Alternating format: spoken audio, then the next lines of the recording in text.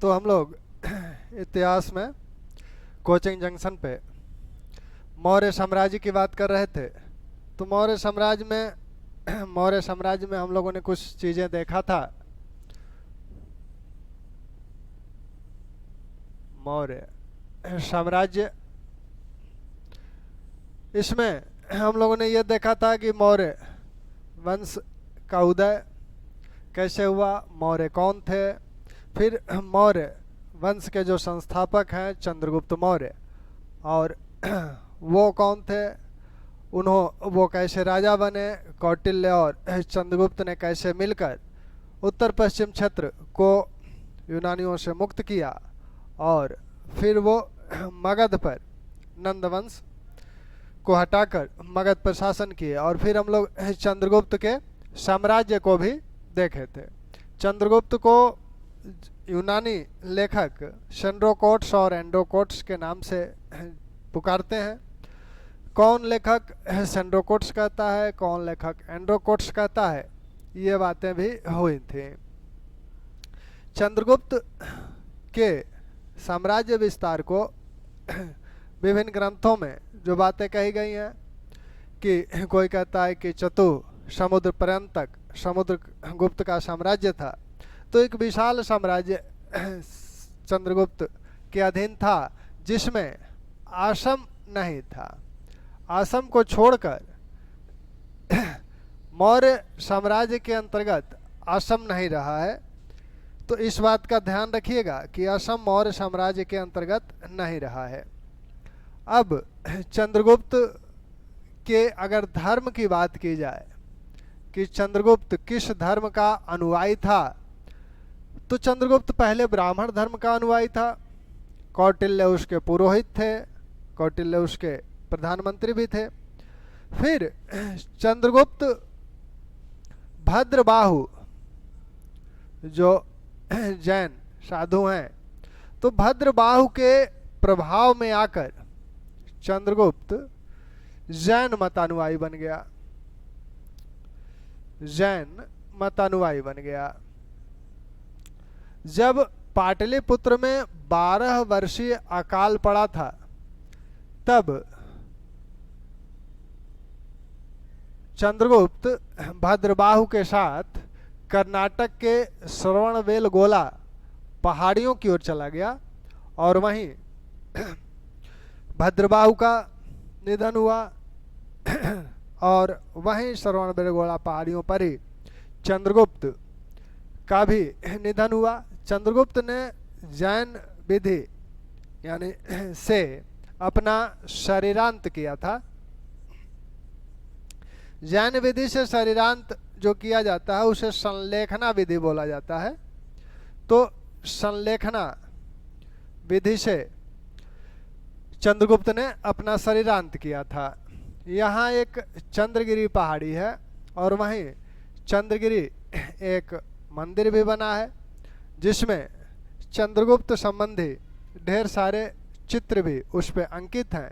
तो इससे यह स्पष्ट होता है कि चंद्रगुप्त अंततः जैन मतानुयायी बन गया था। ये कहा जाता है जैन ग्रंथों द्वारा, विशेषकर परिशिष्ट पर्वन और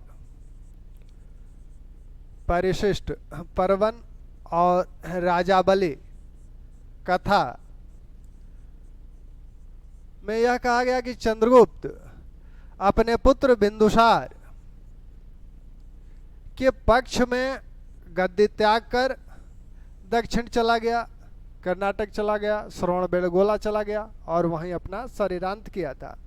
तो ये जो राजबली कथा और परिशिष्ट पर्वन में जो बात कही गई है वो ये कि बिंदुसार के पक्ष में चंद्रगुप्त ने राजगद्दी त्यागा।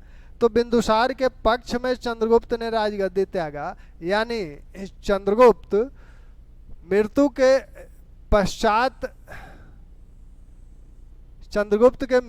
पश्चात दूसरा शासक नहीं बना था, बल्कि चंद्रगुप्त के जीवन काल में ही बिंदुसार मौर्य वंश का शासक बन गया।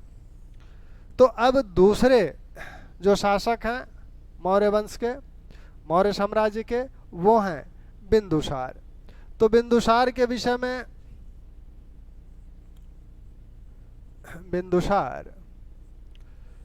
बिंदुसार के विषय में पुराण कहते हैं कि यह 25 वर्ष शासन किया था, 25 वर्ष शासन किया।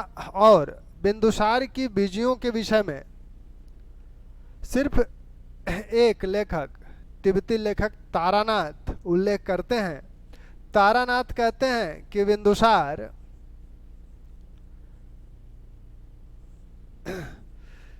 16 राजाओं को पराजित किया था और अपना साम्राज्य दोनों समुद्रों के बीच तक विस्तारित किया।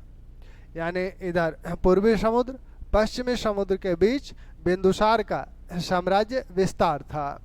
तो तारानाथ ऐसे लेखक हैं जो बिंदुसार की विजयों का उल्लेख करते हैं। अन्य किसी स्रोत से बिंदुसार की विजयों का उल्लेख नहीं मिलता है। तो अन्य किसी भी स्रोत से बिंदुसार की विजय का उल्लेख नहीं मिलता है। इतिहास में बिंदुसार को एक विजेता शासक के रूप में नहीं माना जाता है।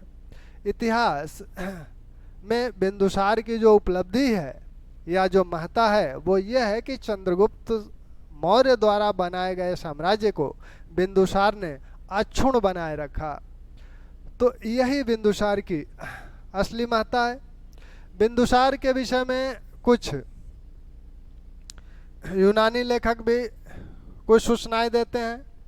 और बिंदुसार के जन्म के विषय में जो बात कही जाती है, यह कहा जाता है कि बिंदुसार चंद्रगुप्त की पत्नी दुर्धरा से उत्पन्न हुआ था। यानी चंद्रगुप्त और दुर्धरा का यह पुत्र था। चंद्रगुप्त और दुर्धरा के पुत्र बिंदुसार थे। और ऐसा माना जाता है कि इसके जन्म के समय इसके माथे पर एक टीका था, इसलिए इसे एक बिंदु था, इसलिए इसे बिंदुसार कहा गया। पतंजलि के महाभाष्य में बिंदुसार को अमित्र घात बोला गया है, अमित्र घात बोला गया है। और इसी कारण यूनानी लेखक इसे अमित्रो कोडिश कहते हैं। तो बिंदुसार के ये दो नाम, अमित्रघात और अमित्रो कोडिश, यूनानी लेखकों द्वारा। जैन साहित्य बिंदुसार ये बिंदु शरीर पे माथे पे बिंदु होने के कारण बिंदुसार है। और अमित्रघात पतंजलि के महाभाष्य में कहा गया है। और जैन साहित्य इन्हें बिंदुसार को सिंहसेन बोलते हैं, सिंहसेन। ये महाबली कथा में भी कहा गया है और अन्य जैन ग्रंथों में भी। तो बिंदुसार के नाम कितने हुए? तो बिंदुसार के नाम जो हुए वो आपके सिंहसेन, अमित्रघात, अमित्रोकोडिज और बिंदुसार तो है ही। सिंहसेन जैन ग्रंथ कहते हैं। यह नाम पतंजलि के महाभाष्य में उल्लिखित है। इस नाम से बिंदुसार को यूनानी लेखक जानते हैं। तो इस प्रकार बिंदुसार के ये 2-3 नाम हैं जो बार बार पूछे जाते हैं, इनका ध्यान रखिएगा। साथ में बिंदुसार की ऐसी कोई विजय नहीं है जिसका उल्लेख किया जाए, क्योंकि किसी ग्रंथ में किसी युद्ध का उल्लेख नहीं है, सिर्फ तारानाथ को छोड़कर। बिंदुसार की जो वैदेशिक नीति है उसका उल्लेख है यूनानी स्रोतों में। विभिन्न यूनानी लेखक जो हैं बिंदुसार निकाय बिंदुसार और पश्चिमी एशिया के कुछ राजाओं के बीच जो संवाद है और जो संबंध है उसका उल्लेख करते हैं, जिसमें एथेनियस नामक विद्वान कहता है कि बिंदुसार ने सीरियाई नरेश को एक पत्र लिखा था और उस पत्र में बिंदुसार ने उससे 3 चीज़ों की मांग की थी। और वो 3 चीज़ें कौन कौन सी हैं? सूखी अंजीर, मीठी मदिरा और एक सोफिस्ट यानी दार्शनिक की बात की गई है। तो बिंदुसार की जो वैदेशिक नीति है उसको अगर देखा जाए, बिंदुसार की वैदेशिक नीति जो चंद्रगुप्त द्वारा शुरू की गई थी उसी को बिंदुसार ने आगे बढ़ाया, जिसमें एथेनियस नामक विद्वान कहता है कि बिंदुसार ने सीरियाई नरेश को एक पत्र लिखा था और उस पत्र के माध्यम से 3 चीज़ों की मांग की थी। वो 3 चीज़ें थी सूखी अंजीर, मीठी मदिरा और एक सोफिस्ट यानी दार्शनिक। सीरियाई नरेश ने इसको सोफिस्ट को छोड़कर अन्य 2 चीज़ें भिजवा दी थी। तो सोफिस्ट को उसने नहीं भिजवाया था, इन 2 चीज़ों को भिजवा दिया था। सोफिस्ट के विषय में उसने कहा था कि हमारे देश के कानून के अनुसार दार्शनिकों का क्रय विक्रय वर्जित है, तो इसलिए हम सोफिस्ट नहीं दे सकते। अब इससे 2 चीज़ें स्पष्ट होती हैं कि सीरिया से भारत का व्यापार रहा होगा और सीरियाई नरेश बिंदुसार के बीच मधुर संबंध थे। तीसरी बात यह स्पष्ट होती है कि बिंदुसार दार्शनिक वाद विवाद में रुचि रखता था, इसीलिए उसने सोफिस्ट या दार्शनिक की मांग की थी। तो अगर ये कहा जाए कि मौर्य साम्राज्य या मौर्य राजाओं में कौन दार्शनिकों में रुचि रखता है, तो वो आपका बिंदुसार है। अब एस्ट्रेबो भी कुछ कहता है। एस्ट्रेबो क्या कहता है? एस्ट्रेबो कहता है कि जिस प्रकार सेल्यूकस ने चंद्रगुप्त मौर्य के दरबार में मेगास्थनीज को अपना राजदूत बनाकर भेजा था, उसी प्रकार सीरियाई नरेश ने डाइमेकस को अपना राजदूत बनाकर बिंदुसार के दरबार में भेजा था। तो मेगास्थनीज को सेल्यूकस ने अपना दूत बनाकर चंद्रगुप्त के दरबार में भेजा था। यह बात एस्ट्रेबो ने ही कही है। और यही एस्ट्रेबो यह भी कहता है कि सीरियाई नरेश ने डाइमेकस को अपना दूत बनाकर किसके दरबार में भेजा था? बिंदुसार के दरबार में भेजा था। तो बिंदुसार के दरबार में यह दूत आया था। ऐसे ही प्लिनी कहता है कि मिस्र नरेश टालमी द्वितीय फिलाडेल्फस ने डायनोसियस को अपना दूत बनाकर मौर्य दरबार में भेजा था। यानी मिस्र का शासक, ये कहता है सीरिया का शासक ने डाइमेकस को अपना दूत बनाकर भेजा था। ये कहते हैं कि मिस्र के शासक टालमी द्वितीय फिलाडेल्फस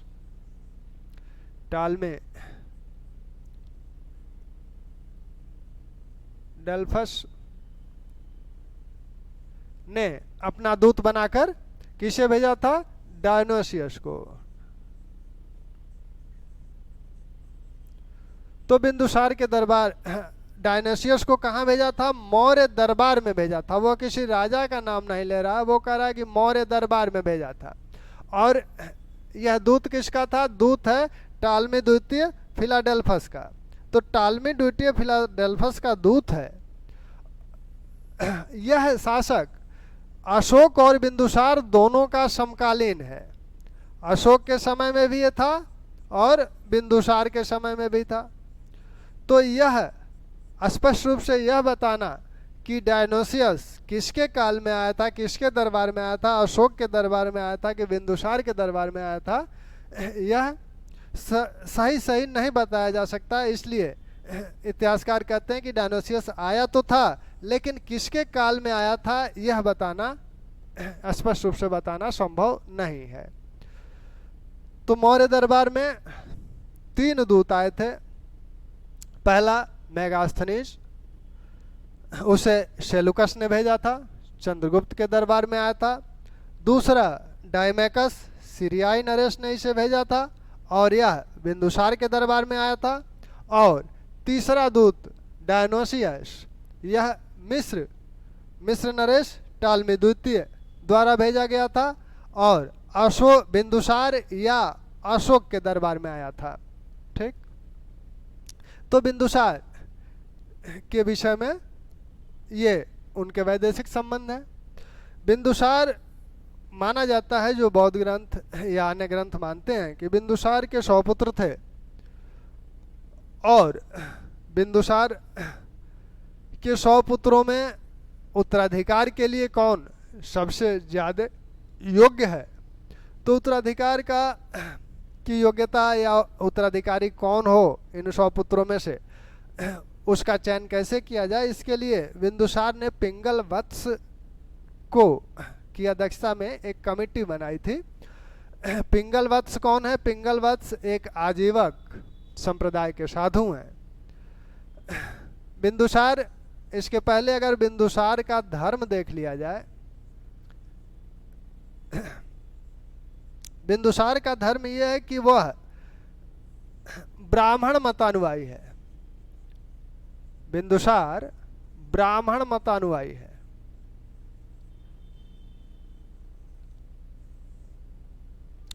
लेकिन ब्राह्मण मतानुयायी होते हुए भी उसने आजीवक संप्रदाय को प्रश्रय दिया।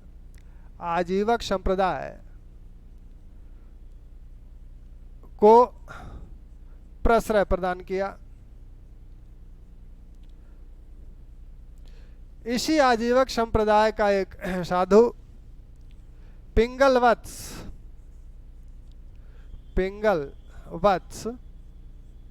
बिंदुसार के दरबार में रहता था। पिंगल वत्स का बिंदुसार बहुत सम्मान करता था और इसी पिंगल वत्स को उत्तराधिकारी के चयन की जिम्मेदारी दी गई थी। हालांकि पिंगल वत्स कुछ स्पष्ट नहीं किए थे और जंगल में चले गए थे, वनवास ले लिए थे। तो ये बिंदुसार, अब बिंदुसार से जो भी प्रश्न आने हैं इन्हीं के बीच में आते हैं, इन्हीं के बीच में आने हैं। बिंदुसार का जो उत्तराधिकारी है वह अशोक है। बिंदुसार के बाद शासक कौन बना? बिंदुसार का पुत्र अशोक। बिंदुसार के विषय में कहा जाता है कि उसके 100 पुत्र हैं और सिंगली अनुश्रुतियां कहती हैं कि अशोक अपने 99 भाइयों को मारकर राजगद्दी प्राप्त किया। तो यह जो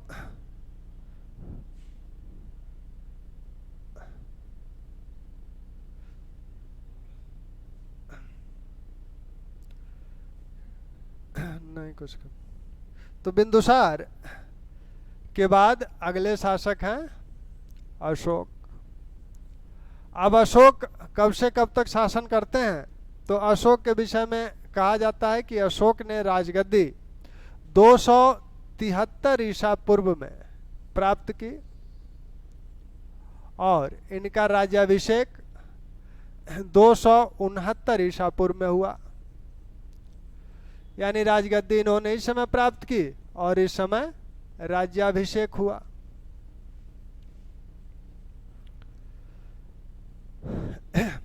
और पुराणों के अनुसार इन्होंने 37 वर्ष शासन किया था। अशोक के विषय में सिंघली अनुश्रुतियां जो हैं वो ये बताती हैं। सिंघली अनुश्रुतियां कौन कौन हैं? सिंघली अनुश्रुतियां आपकी दीपवंश और महावंश हैं। तो सिंगली अनुश्रुतियां बताती हैं कि अशोक अपने 99 भाइयों की हत्या करके शासक बना था।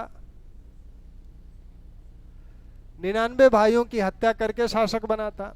अब भाई इसके अशोक के भाई जो हैं, इन भाइयों में दिव्यावदान में जिन भाइयों का उल्लेख है, 3 भाइयों का उल्लेख दिव्यावदान में है। तो दिव्यावदान में जिन भाइयों का उल्लेख है उनमें सुसीम, अशोक और विगतशोक।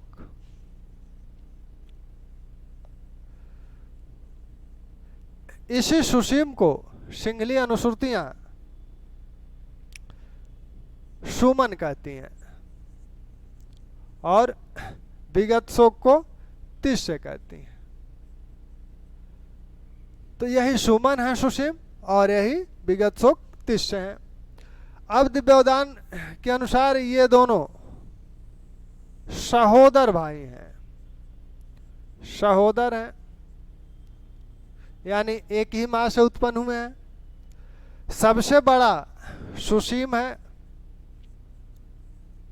और सबसे छोटा, बिंदुसार के पुत्रों में सबसे बड़ा सुसीम था और सबसे छोटा विगतशोक था।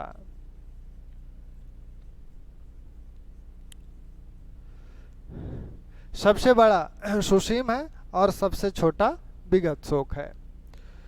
सिंगली अनुश्रुतियां कहती हैं कि 99 भाइयों को मारकर अशोक राजगद्दी प्राप्त किया और दिव्यावदान कहता है कि अशोक सुसीम को मारकर राजा बना।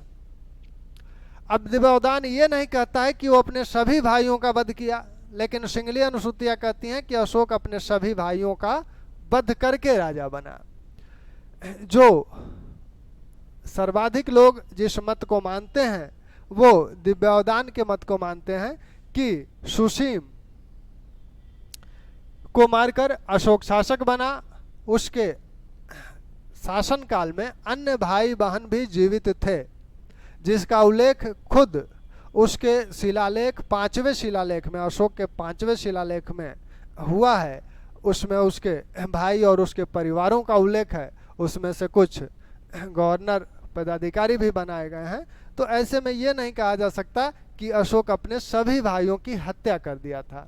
ये माना जाता है कि अशोक सुसीम की हत्या करके राजगद्दी प्राप्त किया था। हो सकता है सुसीम के कुछ भाई उसका पक्ष ले रहे हों, सुसीम का, और सुसीम के मारे जाने के पश्चात वो अशोक से युद्ध किए हों। तो ये जो अव्यवस्था का काल था साम्राज्य में, इस अव्यवस्था को व्यवस्थित करने में अशोक को 4 वर्ष का समय लग गया। इसीलिए अशोक ने 273 ईसा पूर्व में राजगद्दी तो प्राप्त कर ली, लेकिन 269 ईसा पूर्व में अपना राज्याभिषेक कराया।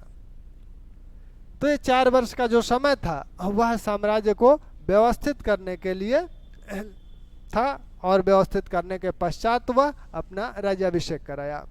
बिंदुसार के काल में अशोक अवंती का गवर्नर था और सुसीम तक्षशिला का गवर्नर था।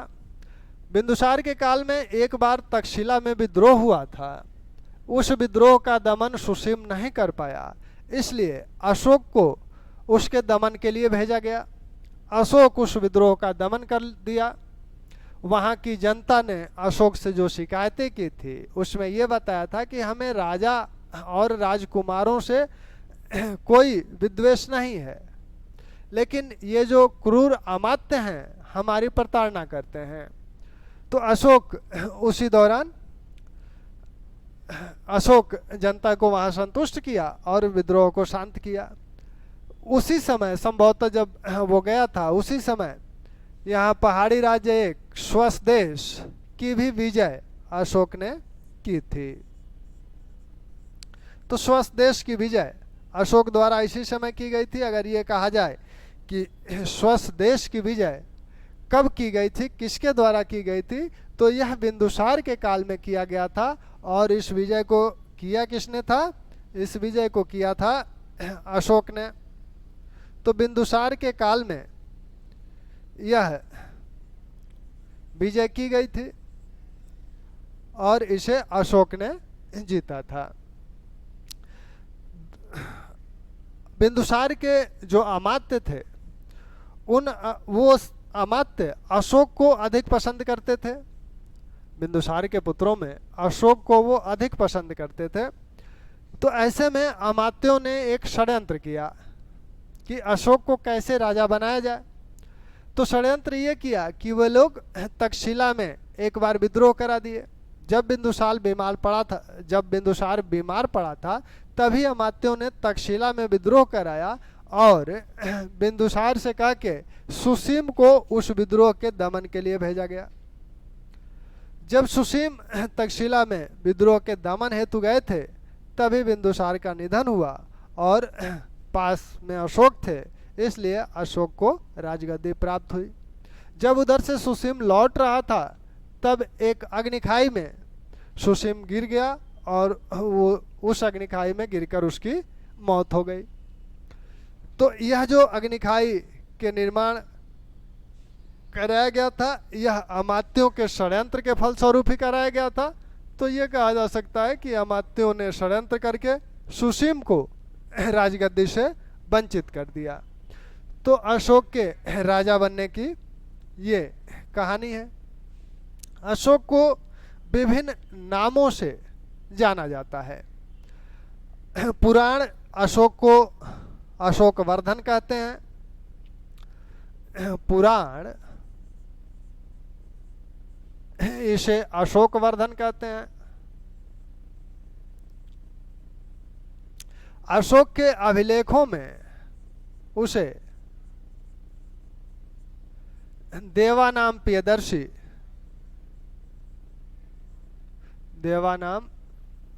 प्रियदर्शी कहा गया है या प्रियदर्शी कहा गया है।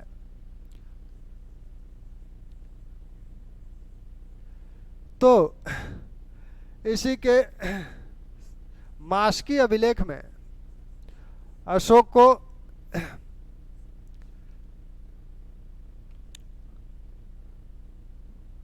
मास्की नहीं, ये आपके जो अभिलेख हैं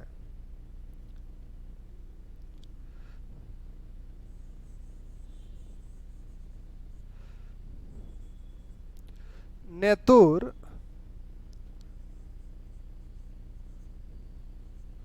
उड़ेगोलम,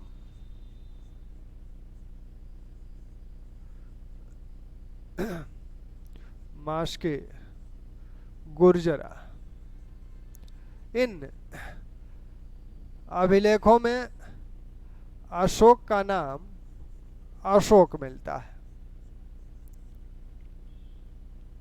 अशोक का नाम अशोक, मास्की, गुर्जरा, नेतुर, उड़ेगोलम, ये तीन अभिलेख आपके ये तीन अभिलेख कर्नाटक से प्राप्त हैं और ये आपका मध्य प्रदेश से प्राप्त है। तो इन्हीं चार अभिलेखों में अशोक को अशोक कहा गया है। अन्य जगह अशोक को देवानाम्पीय या प्रियदर्शी ये कहा गया है। पुराण में उसे अशोकवर्धन कहा गया है।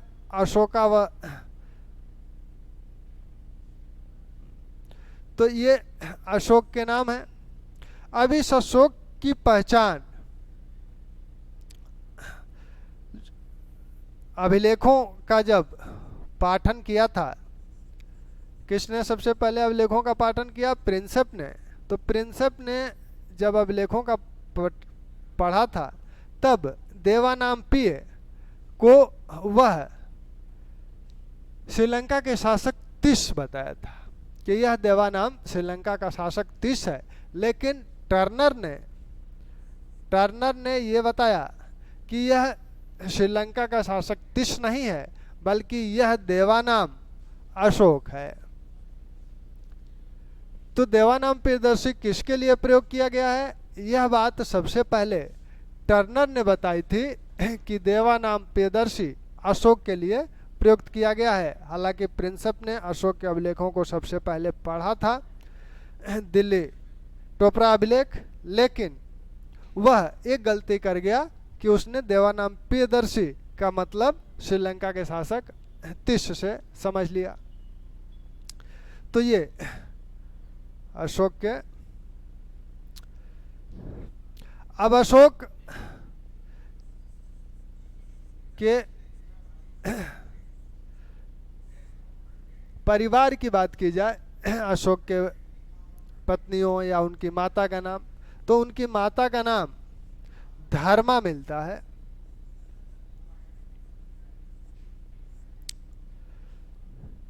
सिंगलीय अनुश्रुतियों में इन्हें धर्मा कहा गया है।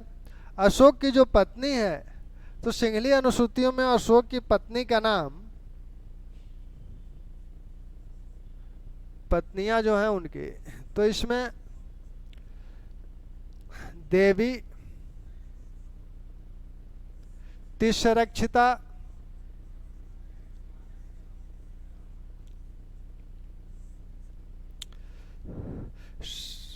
संघमित्रा, असंघमित्रा, पद्मावती, पद्मावती, करुवाकी, तो इतनी पत्नियों का उल्लेख मिलता है। देवी जो हैं, सिंगलीय अनुश्रुतियां कहती हैं कि अशोक जब उज्जैन का अवंती का राज्यपाल था और उज्जैन जा रहा था, तो वहीं विदिशा में एक व्यापारी की पुत्री से इसका प्यार हुआ और उसी से इसका विवाह हो गया। यह शाक्य वंश की बताई जाती है कि यह शाक्य वंश की हैं। इसी को महाबोधि वंश में विदेश महादेवी भी कहा गया है। विदेश महादेवी। तिस्सरक्षिता संघमित्रा अशोक की प्रथम राजमहिषी हैं और अशोक के काल में ही इनका निधन हो गया था। इनके बाद तिस्सरक्षिता अशोक की राजमहिषी बनी। पद्मावती के विषय में कहा जाता है कि इन्हीं से उत्पन्न कौन हुआ था? कुणाल। तो कुणाल जो अशोक का पुत्र था, इसी पद्मावती से उत्पन्न हुआ था। करुवाकी का उल्लेख अशोक के अभिलेखों में मिलता है और इसी से तीवर का जन्म हुआ था। अशोक के जो पुत्र तीवर हैं, इसी करुवाकी से उत्पन्न हुए थे। देवी के जो पुत्र हैं महेंद्र और पुत्री संघमित्रा, ये देवी से उत्पन्न हुए थे। तो अशोक के जिन पत्नियों और पुत्रों का उल्लेख मिलता है, उसमें देवी, जिसका उल्लेख सिंगलीय अनुश्रुतियां करती हैं, इसी को महाबोधि वंश में विदेश नहीं, इसको विदेश महादेवी कहा गया है। विदेश महादेवी इन्हें कहा गया है। इन्हीं से महेंद्र और संघमित्रा उत्पन्न हुए। तिस्सरक्षिता, इनका उल्लेख दिव्योदान में हुआ है। तो तिस्सरक्षिता का उल्लेख किस में हुआ है? दिव्योदान में।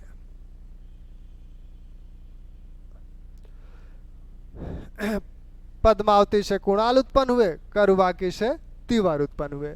तो अशोक के इन्हीं पत्नियों और पुत्रों का उल्लेख मिलता है।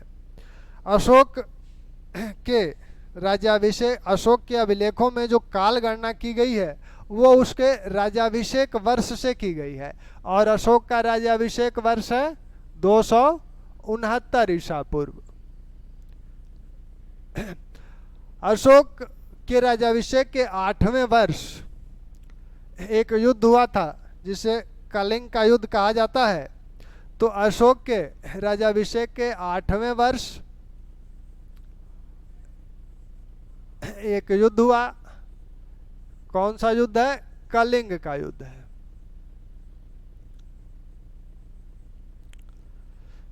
इस युद्ध में अशोक को विजय मिली। अशोक इस युद्ध का विवरण अपने 13वें शिलालेख में देता है। 13वें शिलालेख में इस युद्ध के परिणामों का विवरण देता है और उसमें कहता है कि इस युद्ध में 1 लाख लोग मारे गए, 1.5 लाख बंदी बनाए गए। यो युद्ध में ब्राह्मण, श्रमण शामिल नहीं हुए थे वो भी अपने परिजनों के मारे जाने के कारण बहुत दुखी हुए। तो इस युद्ध का परिणाम वो इस प्रकार बताता है, साथ में बताता है कि युद्ध की विदारक स्थिति को देखते हुए हमारा हृदय परिवर्तन हुआ। तो अशोक के काल में सिर्फ एक ही युद्ध का विवरण मिलता है, वो है कलिंग का युद्ध, अन्य किसी विजय का विवरण नहीं मिलता है। अब कलिंग पर आक्रमण करने का कारण क्या था, क्यों अशोक ने कलिंग पर आक्रमण किया?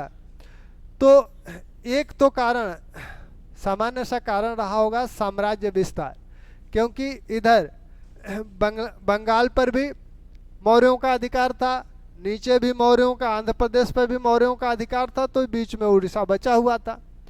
तो हो सकता है कि अशोक अपने साम्राज्य को विस्तृत करने के लिए कलिंग पे आक्रमण किया हो। रोमिला थापर जैसे इतिहासकार कहते हैं कि इस विजय का प्रमुख कारण व्यापारिक था।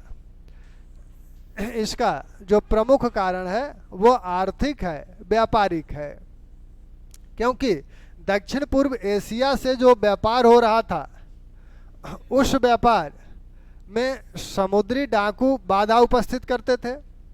दक्षिण पूर्व एशिया या श्रीलंका से जो भी व्यापार हो रहा होगा तो इसी रास्ते आता होगा, यहाँ समुद्री डाकू परेशान करते थे और संभवतः उड़ीसा के राजाओं का उन्हें संरक्षण मिलता रहा होगा। तो इसलिए अशोक ने कलिंग पर आक्रमण करके इस व्यापारिक जो बाधा है उसको दूर करने का प्रयास किया और इसके बाद दक्षिण पूर्व एशिया और श्रीलंका से व्यापार में वृद्धि हुई होगी। तो ये जो बात कही जाती है अशोक द्वारा कि रोमिला थापर द्वारा, ये बात ध्यान रखिएगा कि किसने कहा है, व्यापारिक रोमिला थापर ने। तो रोमिला थापर इसके व्यापारिक कारण पर प्रकाश डालती हैं। श्रीलंका और दक्षिण पूर्व एशिया से जो व्यापार हो रहा था उसमें बाधाएं उपस्थित हो रही थी, इसलिए अशोक ने कलिंग की विजय की। कलिंग का युद्ध अशोक के लिए एक टर्निंग पॉइंट साबित हुआ। कलिंग के युद्ध के पश्चात ही इसके युद्ध में जो हृदय विदारक दृश्य उपस्थित हुए थे उसको देखने के पश्चात ही अशोक बौद्ध धर्म को अपनाता है। वह 13वें शिलालेख में भी इसका उल्लेख करता है कि हमने बौद्ध धर्म को अपनाया, और प्रथम शिलालेख में भी इसका उल्लेख करता है कि हमने 8वें वर्ष, अपने 8वें वर्ष, यानी ये कलिंग युद्ध कब हुआ था, 8वें वर्ष हुआ था, तो 8वें वर्ष हम बौद्ध धर्म की शतोषाह वंदना करने लगे, उसकी अभिरक्षा, उसकी रक्षा ये करने लगे, और 2.5 वर्ष तक हम एक साधारण उपासक के रूप में रहे। फिर हम 1 वर्ष से कुछ अधिक समय तक संघ के ज़्यादा संपर्क में आए, और तब संघ का बहुत विकास हुआ, जिसे देखकर हमें भी आश्चर्य हुआ। यह बात अशोक अपने प्रथम लेख में करता है। तो अशोक के विषय में हम लोगों ने जो देखा, एक तो अशोक का राज्याभिषेक किन परिस्थितियों में हुआ, वह गद्दी किस परिस्थिति में प्राप्त किया, फिर साम्राज्य में जो विघटन की प्रवृत्तियां थीं उसका दमन करके, इस दमन करने में कुल 4 वर्ष लगे, फिर उसने अपना राज्याभिषेक कराया। अशोक के नाम क्या क्या हैं, विभिन्न ग्रंथों में अशोक के जो नामों का उल्लेख किया गया है वो, और साथ में अशोक के पत्नियों और उसके पुत्रों का नाम। तो इतना हम लोगों ने अशोक के विषय में देखा। अब अशोक के विषय में जानने का एक प्रमुख विषय है अशोक का धर्म। तो अशोक का अपना व्यक्तिगत धर्म क्या था, और अशोक का जो धम्म नीति है, अशोक की जो धम्म नीति है जो उसके अभिलेखों में उल्लिखित है वह क्या है, क्या दोनों अलग अलग हैं? तो देखने में यह मिलता है कि अशोक का जो व्यक्तिगत धर्म है वह बौद्ध धर्म है और उसकी जो धम्म नीति है वह क्या है, इस पे विद्वानों ने भिन्न भिन्न मत दिया है अपना। तो अगले लेक्चर में हम लोग अशोक का धम्म और उसकी धम्म नीति देखेंगे। थैंक्स।